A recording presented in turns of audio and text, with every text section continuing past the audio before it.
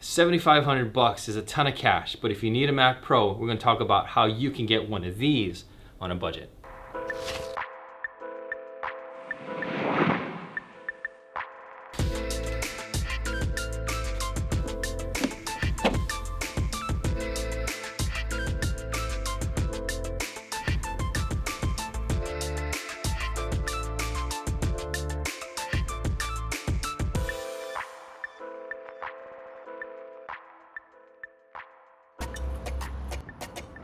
Guys, I am super duper excited for this day. I've been waiting for it for a while.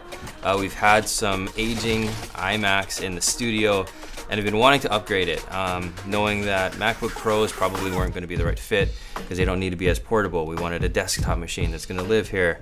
And I weighed out some of the costs between the iMac Pro and the Mac Pro and this one. Simple as that. You know, it's nice to have a true desktop machine that we can upgrade all the hardware. And if you're interested, here are the specs for this machine. This is not a tech review. It's not necessarily about the hardware or the software of this machine or how we're going to be putting it into practice here in the studio. It's actually about how to afford something like this. Even though this is almost the base model of the Mac Pro, it's still like $7,500. You might be asking yourself, how could I afford this? Why would I buy this? And the reality is it's much easier and more palatable to try to lease something like this. About 5 years ago, all the phone companies decided they would allow you to pay off your phone, which might cost $700 or $800 in monthly installments. So they roll it right into your monthly bill. People are familiar with doing that kind of thing with cars, with homes. So why not do that with your computers? Apple, B&H, PayPal, a lot of these institutions have ways to pay off your computers monthly. And so that's what we've decided to do for this new purchase. Rather than spend $7,000 on this machine outright, I'm paying like $185 a month to own this beast of a machine.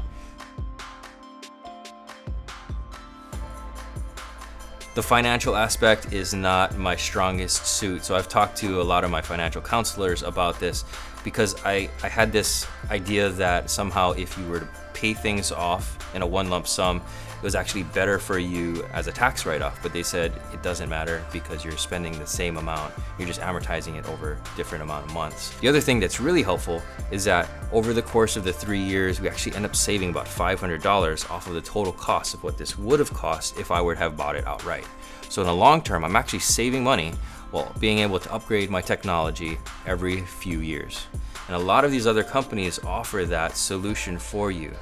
And I think that credit card companies and leasing agencies get bad raps because it can feel like they're targeting people, maybe college students or something like that, to get them into debt. And maybe there's some truth to that, but if you're able to pay off your fee on a regular basis, which is what we do, it can be a super helpful resource to getting your business started. This is actually just the basic unboxing of this, first thoughts of why we got it. But once we get it into production, start to see what kind of performance gains we're getting on it, we'll bring you in and do another video and see how it actually compares to the iMac Pro, the new 16-inch MacBook Pro that we have, and see if it was actually worth the investment. So those are some of my thoughts on the new Mac Pro, why we got it, lease options. I'd love to hear your stories. Do you lease your equipment or do you buy it outright? Tell me some of your thoughts. Shoot me a DM, shoot me a comment, and we'll catch you on the next one. Aloha.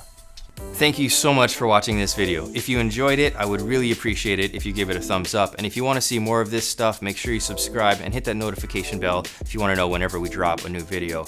We're on social media at BRAD Studio. You can find our behind the scenes journey there, or my personal one at Brad Watanabe.